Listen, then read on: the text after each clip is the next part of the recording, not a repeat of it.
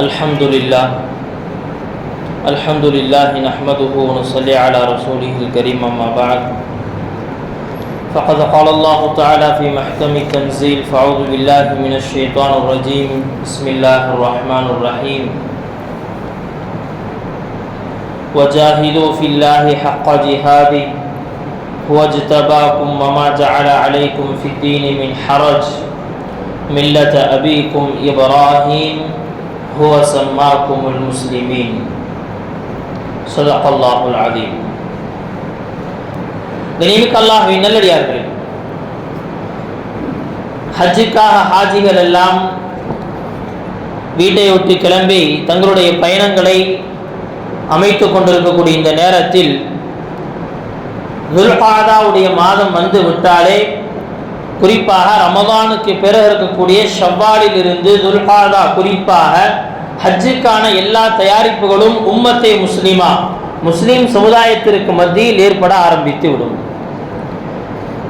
இப்ராஹிம் அலைஹிஸ்ஸலாம் அவர்களுடைய குடும்பத்தின் குர்பானி, அவர்களுடைய தியாகத்தினுடைய ஒரு ஒட்டுமொத்த ஒரு பேக்கேஜ் தான் என்னன்னா ஹஜ்ஜுடைய அமல்கள் எல்லாமே. ஹஜ்ஜில் நாம் செய்யக்கூடிய எல்லா அமல்களும், ஹாஜிகளுடைய அமல்கள் எல்லாமே இப்ராஹிம் அலைஹிஸ்ஸலாமுடைய குடும்பத்தார்கள் என்னென்ன செய்தார்களோ, என்னென்ன தியாகங்களை செய்தார்களோ, அதை எதையுமே என்னன்னா அந்த இடத்துல அவர்கள் அமலாக செய்யறதுல அந்த நேரத்தில் அவர்கள் அதை அந்த நேரத்தில் தியாகமாக வெளிப்படுத்தினார்கள். அல்லாஹ் சுப்ஹானஹு வ தஆலா அந்த தியாகத்தை பின்னால் எப்படி ஆக்கிட்டான்னு சொன்னா அதை அமலாக உருவாக்கி விட்டான். மூசா அலைஹிஸ்ஸலாம் அவர்களுக்கு பிறகு குர்ஆனிலே அல்லாஹ் சுப்ஹானஹு வ தஆலா மிக அதிகமாக பேசிய நபி என்று சொன்னால் இப்ராஹிம் அலைஹிஸ்ஸலாம். இப்ராஹிம் அலைஹிஸ்ஸலாம் அவர்களை பற்றி குர்ஆனினுடைய 17 ஜுஸூல பேசியிருக்கிறார். 25 சூறாக்களில் கிட்டத்தட்ட 69 தடவை இப்ராஹிம் அலைஹிஸ்ஸலாமை பற்றி பேசியிருக்கிறார். அது மட்டும் இல்லாமல் அல்லாஹ் சுப்ஹானஹு வ தஆலா லட்சத்துக்கும் மேற்பட்ட நபிமார்களில் 5 நபிமார்களை பற்றி குர்ஆன் இப்படி சொல்ல உலுல் அஸ்ம், அவர்கள் உறுதிமிக்க நபிமார்கள். அவர்களை ஏன் உறுதிமிக்க நபிமார்கள் அப்படின்னு அல்லாஹ் தஆலா சொல்றான்னா, அதற்கு காரணம் பொதுவான மனிதர்கள், பொதுவாக மற்ற நபிமார்கள் அவர்களுடைய சக்திக்கு அப்பாற்பட்டு, மனிதர்களுடைய சாதாரணமான சக்திக்கு அப்பாற்பட்டு எந்த சோதனைகளும் அவர்களுக்கு வழங்கப்படுவது கிடையாது. லா யுகல்லிஃபுல்லாஹு நஃப்ஸன் இல்லா உஸ்ஆஹா. அல்லாஹு தஆலா ஒரு மனிதரை, ஒரு ஆத்மாவை சோதிக்கணும்னு சொன்னா சக்தி எவ்வளவு இருக்கோ அவ்வளவுதான் சோதிப்பது, அதற்கு மேல் சோதிப்பது கிடையாது. ஆனால் நபிமார்களில் சிலரை அல்லாஹு தஆலா அவருடைய சக்தியை தாண்டி அதிகமாக சோதித்து அவர்களை இந்த உலகத்துல அல்லாஹுடைய சோதனை என்று எது வந்தாலும் நாங்கள் உறுதியாக இருப்போம், நாங்கள் அதிலிருந்து பின்வாங்க மாட்டோம் என்று அல்லாஹ் சுப்ஹானஹு வ தஆலா என்ன செய்யறானா 5 நபிமார்களுடைய பெயரை குர்ஆனில் குறிப்பிட்டு காட்டுறான். அந்த 5 நபிமார்களில் ஒருவர் தான் ஹஜ்ரத் இப்ராஹிம் அலைஹிஸ்ஸலாம். இப்ராஹிம் அலைஹிஸ்ஸலாம் அவர்களை பற்றி வரக்கூடிய எல்லா இடங்களிலும் அவர்களுக்கு கொடுக்கப்பட்ட சோதனைக்கு பிறகு அவர்கள் அந்த சோதனையில் அல்லாஹ்வை மகிழ்விப்பதற்காக, அல்லாஹ்வை சந்தோஷப்படுத்துவதற்காக, அல்லாஹ்வுடைய பொருத்தத்தை அடையணும் அப்படிங்கிறதுக்காக என்ன செஞ்சாங்கன்னு சொன்னா அவர்கள் சோதனைகள் அனைத்தையும் கடந்தார்கள். அல்லாஹ் தஆலா வைத்த நிபந்தனைகள் அனைத்தையுமே அவர்கள் அங்கீகரித்தார்கள், ஏற்றுக்கொண்டார்கள்.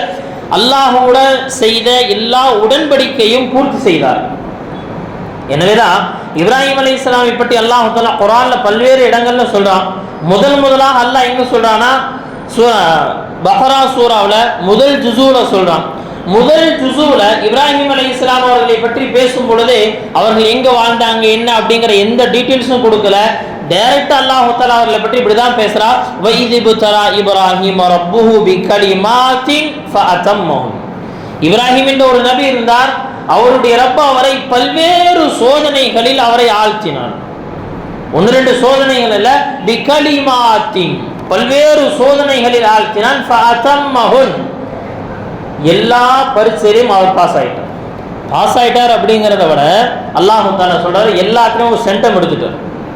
எல்லா பரீட்சையிலும் அவர் 100க்கு 200% அவர் என்ன செஞ்சார், தேர்ச்சி பெற்றார்.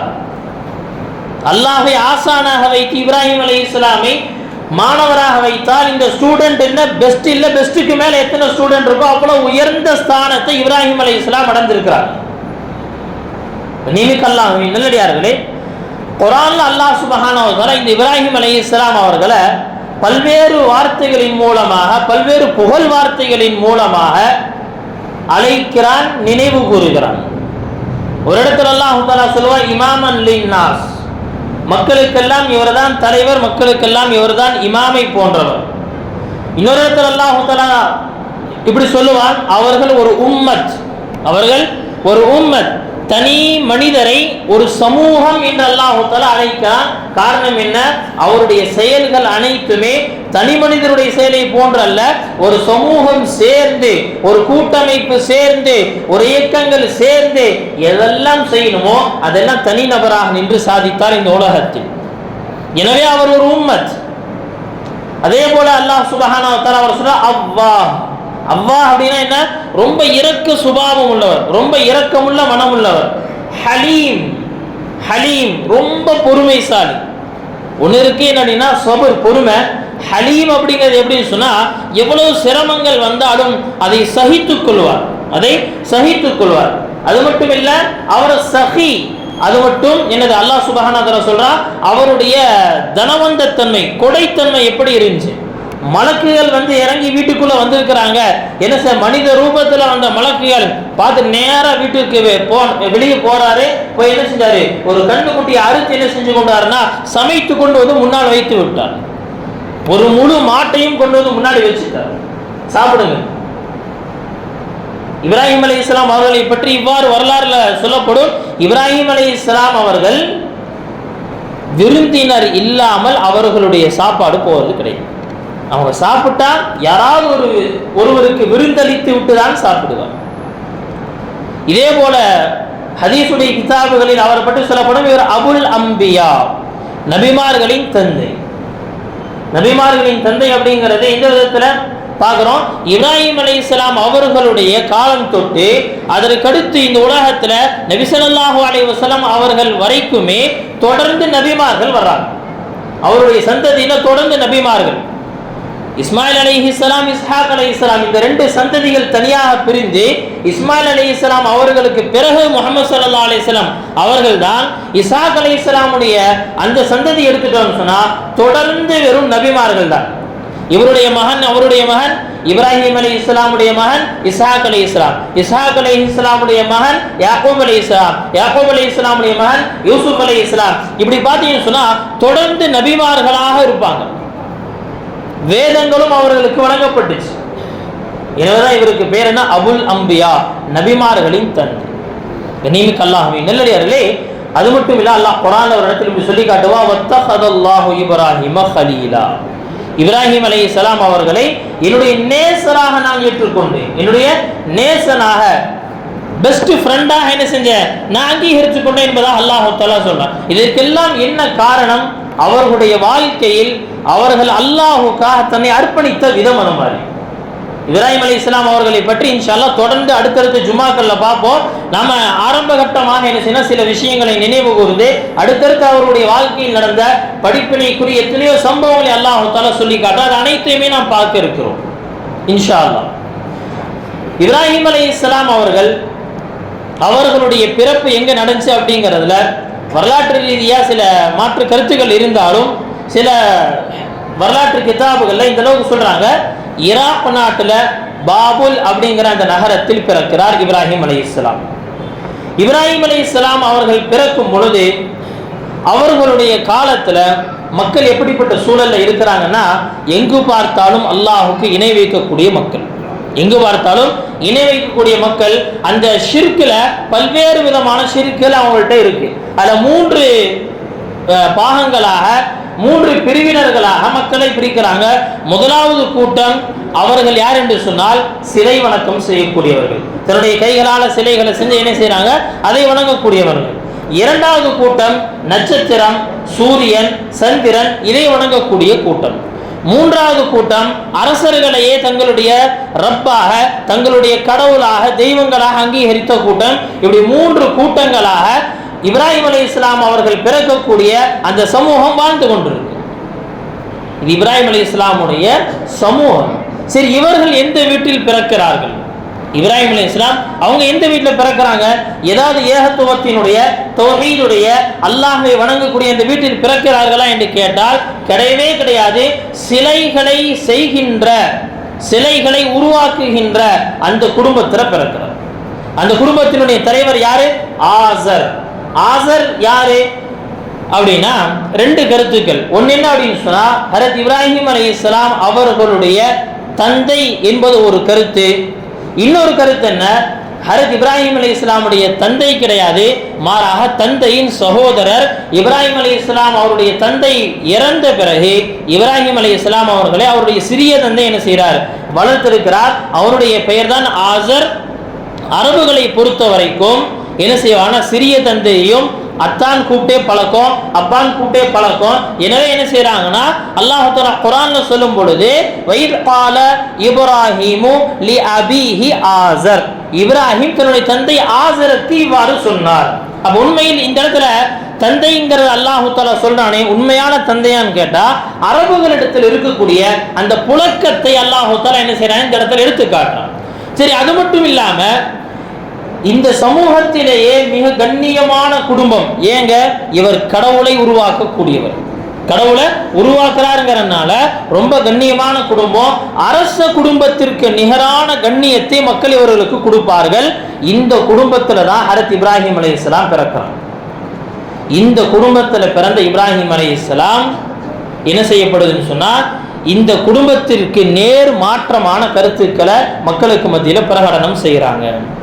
இந்த குடும்பத்திற்கு எதிராக, அவர்கள் வாழ்ந்த சமூகத்தினுடைய அந்த சிந்தனைக்கு எதிராக, அவர்கள் வாழ்ந்த கூட்டத்தினுடைய மூட நம்பிக்கைகளுக்கு எதிராக, சிலை வணக்கங்களுக்கு எதிராக, நட்சத்திர சூரிய சந்திர வணக்கங்களுக்கு எதிராக, அதிகார வர்க்கத்தை வணங்கக்கூடிய அரசர்களை ரப்பாக ஏற்றுக்கொள்ளக்கூடிய அந்த சிந்தனைக்கு எதிராக உருவாகக்கூடிய இப்ராஹிம் அலைஹிஸ்ஸலாம் அவர்களை அல்லாஹ் தஆலா பிறக்க வைத்ததே எந்த இடத்துல அப்படின்னு சொன்னா, ஒரு சிலை வணக்கத்தினுடைய கண்ணியமான மனிதர் என்று பார்க்கக்கூடிய ஆசருடைய வீட்டில் தான் வளர்க்கப்படுறாங்க.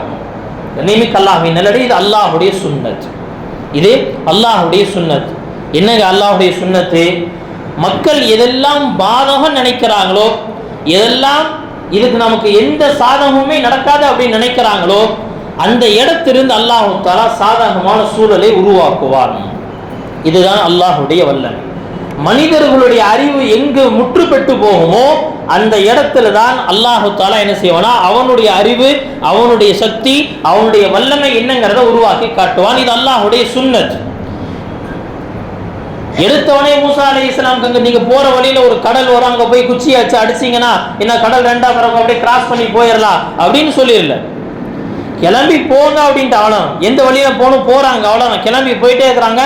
போன பிறகுதான் தெரியுது முன்னாடி நைல் நதி இருக்கு, கடலை போன்று காட்சியளிக்கக்கூடிய ஒரு பெரிய நதி இருக்கு.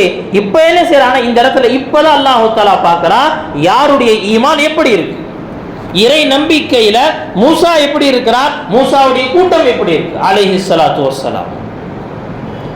இதே போலதான் என்ன அப்படின்னா அல்லாஹ் சுப்ஹானஹு வ தஆலா இதை ஏற்படுத்துறான். இதே இப்ராஹிம் அலைஹிஸ்ஸலாம் எந்த வீட்டுல பிறக்கிறாங்க, ஷிர்க்குடைய வீட்டுல பிறக்கிறாங்க. அப்படிங்கிறதை தாண்டி ஷிர்கை ப்ரமோட் பண்ணக்கூடிய, ஷிர்கை ஊக்குவிக்கக்கூடிய அந்த குடும்பத்துல பிறந்த இப்ராஹிம் அலைஹிஸ்ஸலாம் என்ன செய்யறாங்க, அந்த குடும்பத்திற்கு எதிராக, ஷிர்க்குக்கு எதிராக அழகான முறையில களமாடுகிறார்கள். கண்ணியமிக்க அல்லாஹ்வின் நல்லடியார்களே, குறிப்பா அல்லாஹ் தஆலா இந்த மூன்று கூட்டத்திற்கு எதிராக அவர்கள் எப்படி அவர்களுக்கு தீனை எத்தி வைத்தார்கள் அப்படிங்கிற அந்த மூணு சம்பவத்தையுமே அல்லாஹ் தஆலா குர்ஆன்ல சொல்லி காட்டுறான். முதல்ல என்ன அப்படின்னு சொன்னா, நட்சத்திரங்களையும் சூரிய சந்திரனை வணங்கக்கூடிய அந்த கூட்டம், இவர்களுக்கு என்ன செய்யறாங்கன்னு சொன்னா, இப்ராஹிம் அலைஹிஸ்ஸலாம் அவர்கள் புரியும்படியா, வெறும் என்னன்னா சந்திரனை வணங்காதீங்க, நட்சத்திரத்தை வணங்காதீங்க, அதெல்லாம் உங்களுடைய ரப்பு இல்லை அப்படின்னு பேசல. அவர்களுக்கு லாஜிக்கா புரிய வைக்கணும். அவர்கள் என்ன செய்யணும்னா ரொம்ப லாஜிக்கா புரிய வைக்கணும். அவர்களுடைய அறிவுக்கு படணும். சொல்றது கரெக்டு தான், சொல்றது சரிதாங்கிறது புரியணும். அதுக்கு என்ன செய்யறாங்கன்னு சொன்னா, முதல்ல தன்னை நட்சத்திர வணங்கியாக என்ன செய்யறாங்கன்னு சொன்னா அறிமுகப்படுத்துறாங்க. ஃபலம்மா ஜன்ன அலைஹில் லைல் ரஆ கௌகபா.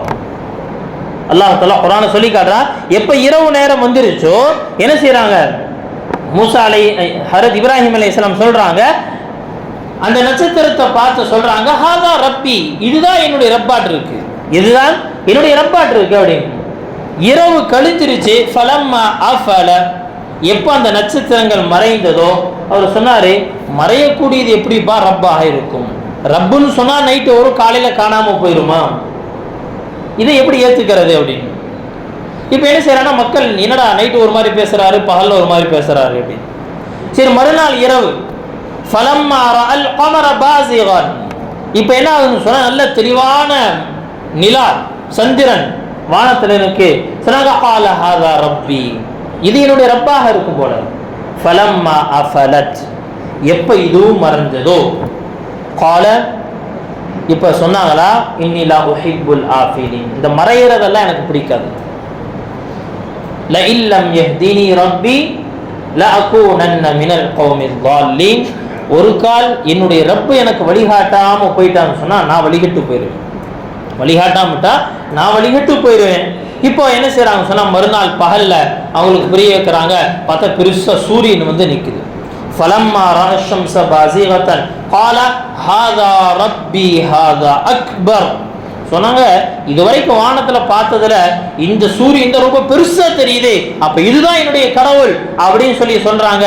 எப்ப சாயந்தரம் மறையுதோ சொன்னாங்க, இன்னி வஜ்ஜஹ்து வஜ்ஹிய லில்லதி ஃபதர ஸமாவாத் வல் அர்த ஹனீஃபன் வமா அன மினல் முஷ்ரிகீன். சொன்னாங்க, இப்ப மக்களுக்கு புரிய வைக்கிறாங்க, பாருங்க நீங்க எந்த நட்சத்திரத்தை வணங்குனீங்களோ அந்த நட்சத்திரம் இரவுல மட்டும்தான் வருது, பகல்ல காணாம போயிருக்கு.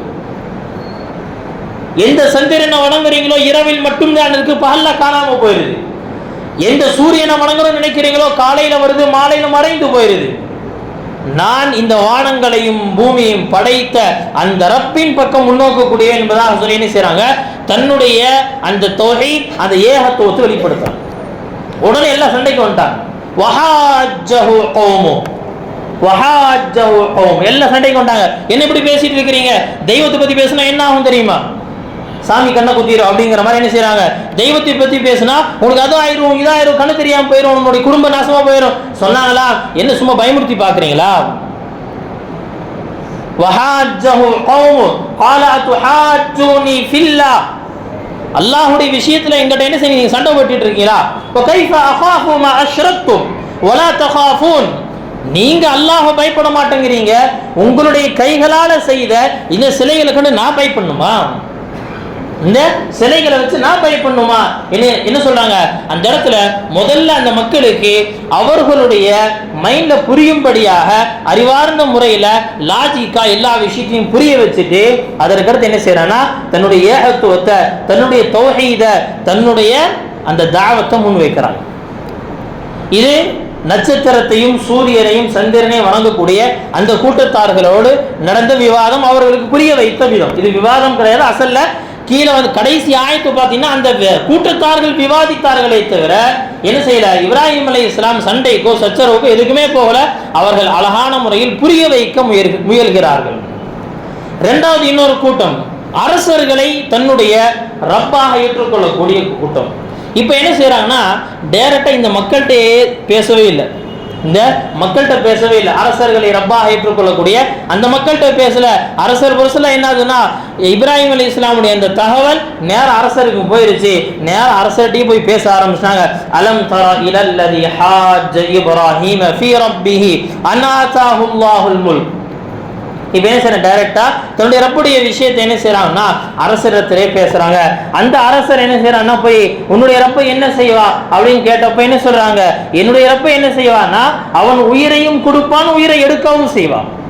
இந்த உலகத்துல யாராலையும் இதை செய்ய முடியாது அப்படின்னு சொன்ன உடனே இதெல்லாம் பெரிய விஷயமா, நானும் என்ன செய்வேன்னு சொன்னா கைதியாக மரண தண்டனை யாருக்கு இருக்கோ அவனுக்கு விடுதலையை கொடுப்பேன், யார் நிரபராதியோ அவனுக்கு நான் தூக்க மாட்டவும் செய்வேன். இப்ப என்ன அப்படின்னா உயிரை எடுக்கிறதும் உயிரை கொடுப்பதும் என்னுடைய கையிலையும் தான் இருக்கு, உன்னுடைய ரப்புக்கு மட்டும் அது என்ன சக்தி? பார்த்தாங்க சரியான முட்டா பீஸா இருப்பான். என்ன செய்யறாங்க, அழகா புரிய வைக்கிறாங்க. இது இல்லடாது, சரி இவனுக்கு இந்த உதாரணம் ஆஹா, உதாரணத்தை நேரா மாத்திடுறாங்க. அப்படியே நேரா மாத்திடுறாங்க.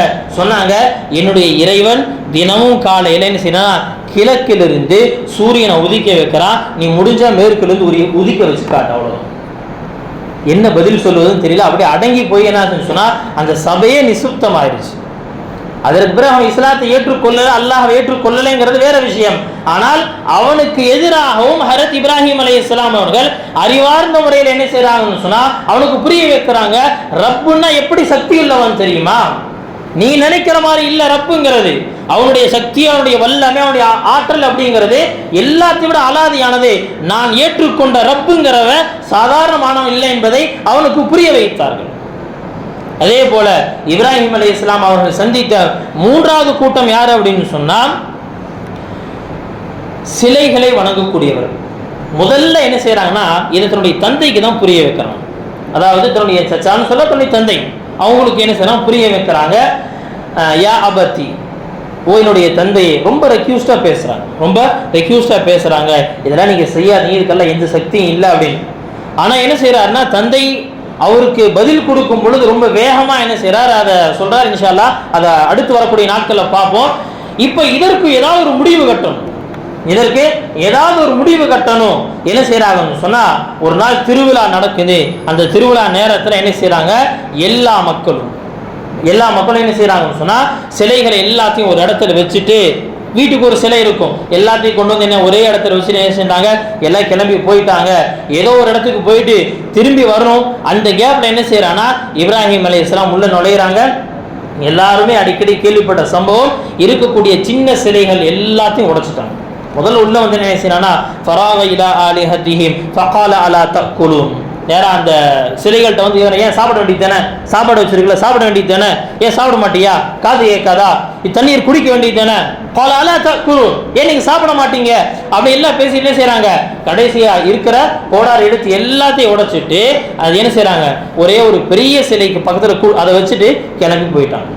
வந்து பார்க்கறாங்க, பார்த்தா இது ஒரே சத்தம், யார் இதை செஞ்சது இல்லாம சொன்னாங்க. நாங்க வந்து இப்ராஹிம் அப்படிங்கிற ஒரு வாலிபரை பத்தி கேள்விப்பட்டிருக்கோம், அவரு தான் இந்த வேலையெல்லாம் பார்த்துருப்பாரு. கூட்டிட்டு வாங்க அவரை, எல்லாத்துக்கும் முன்னாடி கூட்டிட்டு வந்து நிக்க வச்ச உடனே என்ன செய்யறாங்க, நான் செஞ்சேன் அதெல்லாம் கிடையாதோ, இந்த பெரிய சிலை தான் எல்லாத்தையும் உடைச்சிருக்கு, வேணா கேட்டு பார்த்துக்கோங்க, வேணா கேட்டு பாருங்க அப்படின்னு. அந்த மக்களுக்கு புரிஞ்சிருச்சு எதற்காக இவர் இந்த வார்த்தையை பேசுறாரு. வேணா கேட்டு பார்த்துக்கோ அப்படின்னு அந்த கல்லிடத்துல சொன்னா நம்ம கேட்க முடியாது, அது பேசாது அப்படிங்கிறத நமக்கு புரிய வைக்கிறதுக்காகத்தான் என்ன செய்யறாருன்னா அவர் எவ்வளவு வேலை பண்றாருங்கிறதே என்ன ஆகுன்னு சொன்னா அந்த மக்களுக்கு புரியுது. ஆனாலும் கூட ஷைத்தான் அதுக்கப்புறம் என்ன செய்யறான்னு சொன்னா அந்த மக்களை உசுப்பேத்தி வரான். இல்ல இதெல்லாம் அங்கீகரிக்க முடியாது. என்ன செய்யணும், இவரை நம்முடைய சிலைகளை, நம்முடைய கடவுள்களை, தெய்வங்களை கொன்றதற்காக பழி வாங்கணும் அப்படின்னு என்ன செய்யறாங்க. அந்த மக்களுக்கு புரிய வைப்பதற்கு போன இப்ராஹிம் அலைஹிஸ்ஸலாம் அவர்களுக்கு ஒரு பெரிய நெருப்பு குண்டம் காத்திருந்தது. ஆனால் அந்த நெருப்பு குண்டத்திலிருந்தும் அல்லாஹ் அவர்களை பாதுகாத்தான் என்பது வேறு விஷயம். நியமிக்க அல்லாஹ்வின் நல்லடியார்களே, இப்ராஹிம் அலைஹிஸ்ஸலாம் அவர்கள் சந்தித்த சமூகம் அப்படிங்கிறது முழுக்க ஷிர்க் நிறைந்த சமூகம். ஆனா இவர்கள் தனி நபராக இருந்தார்கள் அப்படிங்கிறதுக்காக என்ன செய்யறாங்கன்னு சொன்னா அதை விட்டு பின்வாங்கி விடல, தனிநபராக நின்று போராடினார்கள். அடுத்து இந்த சம்பவங்கள் இருந்து நமக்கு தெரிய வேண்டிய இன்னொரு விஷயம் என்ன அப்படின்னா, அதாவது புரியாத மக்களுக்கு அவர்கள் எந்த விதத்தில் புரிவார்களோ அந்த விதத்தில் புரிய வைக்க வேண்டியது இஸ்லாமிய அழைப்பாளரினுடைய கடமை. அடுத்து இன்னொரு விஷயம், அந்த மக்கள் யாரையுமே இப்ராஹிம் அலைஹிஸ்ஸலாம் அவர்கள் வெறுக்கல. தன்னுடைய தந்தை இப்படி பேசுறாருங்கிறதுக்காக தன்னுடைய தந்தைகிட்ட என்ன செய்யணும்னு சொன்னா ரொம்ப வேகமாகவோ ரொம்ப கடுமையாக நடந்து கொள்ளல, மராக என்ன செய்யறாங்கன்னா ரொம்ப சாஃப்டா நடந்து கொள்றாங்க. இன்னைக்கு நாம பார்க்கிறோம், நாம இஸ்லாத்தின் படி தீன் படி நான் வாழ்றேன் அப்படிங்கிறதுக்காக என்ன செய்யறோம் சொன்னா நம்மோட கூட பிறந்த அண்ணன் தம்பிகளை ஒதுக்கிடுறோம். நம்முடைய வீட்டில் இருக்கக்கூடிய தந்தை இடத்துல என்ன செய்யறாங்கன்னா நீண்ட காலம் பேசுறதுல ஏங்க அவரை பிதத்து செய்யறவங்க, அவெல்லாம் தர்காவுக்கு போறவங்க, அவன் அப்படி செய்யறவங்க இப்படி ஏதாவது ஒரு காரணத்தை சொல்லி அவர்களுடைய அறியாமையை எப்படி போக்குவது அப்படிங்கறத யோசிக்காம அவர்களை வீட்டில் விரோதியாக பார்க்கக்கூடிய இந்த சிந்தனை தான் இஸ்லாமிய அழைப்பாளர்களிடத்தில் நீ உருவாயிருக்கு.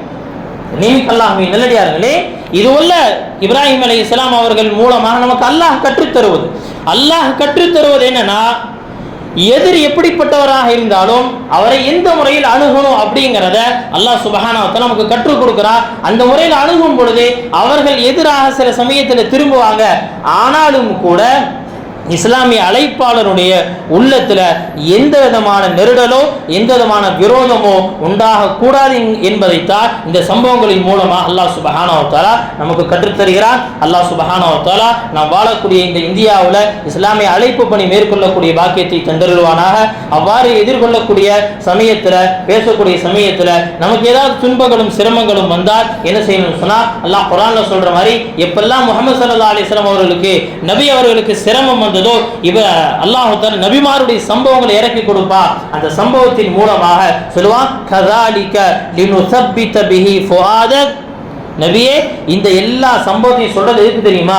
இது எல்லாத்தையும் கேட்டு உங்களுடைய உள்ளத்தை நீங்கள் பலப்படுத்திக் கொள்ளுங்க, திடப்படுத்திக் கொள்ளுங்க.